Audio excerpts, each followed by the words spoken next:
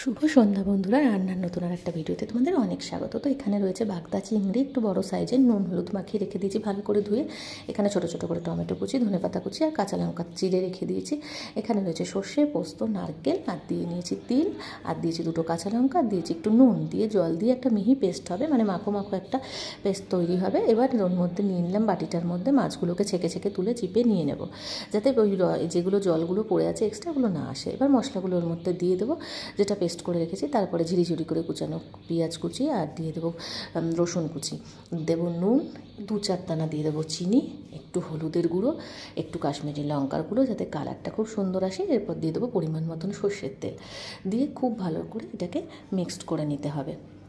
আর এই রান্নাটা না বন্ধুরা করতে সময় কম লাগে, আর তুমি বসিয়ে দিয়েও অন্য কাজও সেরে নিতে পারবে। আর এটা আমি 8 ঘন্টা মতন রান্না করে নিয়েছিলাম, কড়াইয়ে গরম জল করে এটা বসিয়ে দিয়েছিলাম, ঢেকে ঢাকা চাপা দিয়ে পুরো 30 মিনিট রান্না করেছি। তারপরে সুন্দর একটা চিংড়ি মাছ ভাপা রেডি হয়ে গেছে। আর আমি অন্য কাজগুলোও সেরে নিয়েছিলাম সাথে সাথে। আর খাওয়ার সময় তো দুর্দান্ত একটা মাছের রেসিপি সামনে চলেই আসলো, খেয়ে নিলাম ঝাপাঝপ করে।